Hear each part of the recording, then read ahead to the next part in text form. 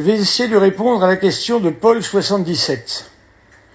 En quoi réciter des prières chrétiennes en égrénant un chapelet n'est pas biblique? Bon, déjà, votre phrase n'est pas française, mais bon. Eh bien, je vous dirai une chose, des chapelets, j'en ai récité tout au long de ma vie, de prêtre et de laïc. J'en ai même récité parfois, j'ai fait la dévotion des 1000 ave par jour, ce qui représente 6 rosaires et 2 chapelets.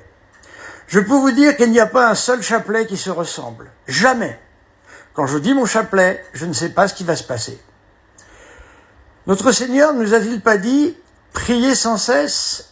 Comment faites-vous, mon cher ami, pour prier sans cesse, vous? J'aimerais bien que vous répondiez à cette question. Alors, eh bien, pour prier sans cesse, il nous faut un support. Nous ne sommes pas des anges. Et la prière du chapelet, en fait, eh bien, d'abord, la première partie de cette prière, c'est tout de même l'annonciation de l'ange à la Vierge Marie, c'est-à-dire le moment le plus important pour nous, le moment où la Vierge Marie va recevoir en elle, eh bien, l'enfant Jésus, va recevoir en elle le salut de toute l'humanité. Cela n'est-il pas un événement suffisamment important pour se le remémorer tout au long de la journée, pour répondre à prier sans cesse?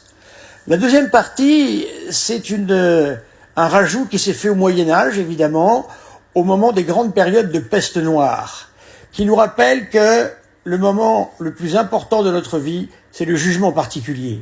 C'est le moment où notre âme sera séparée de notre corps et où nous devrons passer devant le juge redoutable, notre Seigneur Jésus-Christ, qui sera cette fois-ci non plus l'agneau immolé, mais le juge. Eh bien, n'est-il pas important, à votre sens, de demander sans cesse à faire ce que l'on appelle une bonne mort pour parfaitement réussir sa vie et aller au ciel? Eh bien voilà. Donc nous ne faisons pas, comme vous dites, un égrenement de chapelet simplement, mais nous rentrons dans la prière du cœur de Marie. Nous méditons les mystères de notre Seigneur. Et il nous en fait goûter chaque jour un peu plus, et parfois même il peut nous révéler quelques petites choses au fin fond de notre cœur. Voilà ce que c'est que la prière du chapelet. Avant d'être une prière matérielle, comme je le disais, c'est surtout, évidemment, une prière hautement spirituelle, car nous rentrons dans les mystères de Jésus, les mystères de la vie du Christ. Ne faut-il pas penser toute la journée aux mystères de Jésus, à ce qu'il a fait ici-bas durant ces 3 années de ministère public et quelques 30 ans de ministère caché? Voilà. Donc, je ne vois aucune objection biblique à cette magnifique prière du chapelet.